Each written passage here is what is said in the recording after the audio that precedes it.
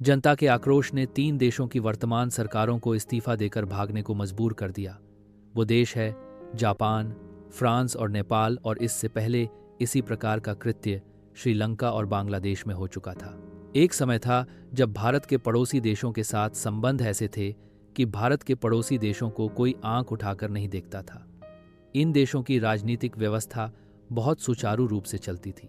पड़ोसी देशों का भी भारत को भरपूर समर्थन मिलता था, क्योंकि पड़ोसी देशों के साथ व्यापारिक और सांस्कृतिक संबंध बहुत अच्छे थे। 2014 के बाद ऐसा समय आया कि यही पड़ोसी देश भारत के दुश्मन बन बैठे हैं और उन शक्तियों के साथ खड़े हो गए हैं जो भारत को तोड़ने के सपने देखते हैं। मोदी जी के शासनकाल में वो देश भी भारत का साथ छोड़ चुके हैं, जो कभी किसी भी परिस्थिति में भारत के साथ खड़े रहते थे।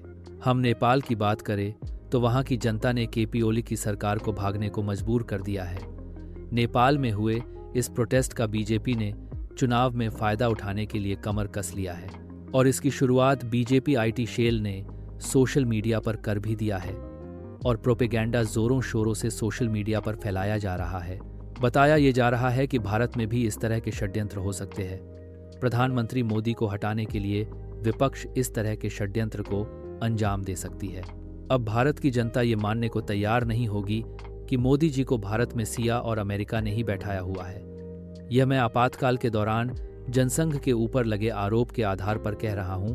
यहां तक कि 1994 के आसपास मोदी जी को बाकायदा अमेरिका में बुलाकर एसाइपल में पॉलिटिक्स की ट्रेनिंग दी गई है, और गुजरात में 2002 में हुए दंगे के दौरान ये दिखाया गया कि अमेरिका मोदी जी को वीज़ा नहीं दे रहा है। ये सब नौटंकी चला ताकि मोदी जी के प्रति लोगों का इमोशन गहरा हो। उसी तरह से अब नौटंकी होगी कि मोदी जी को अमेरिका राहुल गांधी की सहायता से षड्यंत्र करके हटाना चाहता है। जो अमेरिका का आदमी है मोदी जी, उसको मीडिया अमेरिका का दुश्मन बताएगी, और जो अमेरिका का कुछ नहीं है राहुल गांधी, उसको मीडिया अमेरिका का दोस्त बताएगी। अमेरिका पहले भी भारत के पड़ोसी देशों पर अपने हिसाब से सरकार बनाने की कोशिश की पर नहीं कर सका, क्योंकि उस समय कभी इंदिरा गांधी, कभी लाल बहादुर, तो कभी नरसिम्हा, तो कभी अटल बिहारी जैसे देशभक्त नेताओं की सरकारें थी जो खुद के पद से ज्यादा देश को अहमियत देते थे। भारत के पड़ोसी देशों में अमेरिका तख्ता पलटने में इसीलिए कामयाब हो गया क्योंकि भारत के प्रधानमंत्री नरेंद्र मोदी है जो अमेरिका हितैषी है। मोदी जी के लिए अमेरिका का हित पहले है। भारत की जनता की आंखों में धूल झोंकने के लिए मीडिया अलग अलग नौटंकी करती ही रहती है ताकि मोदी जी का इमेज में कोई दाग ना लगे। तो हे मेरे भारत के सनातनियों, पार्टी और व्यक्ति प्रेम त्यागो और अपने मत का और संख्या बल का सहयोग सनातन हिंदू धर्म के सर्वोच्च धर्मगुरु परम पूज्य भगवान श्री शंकराचार्य जी को दीजिए।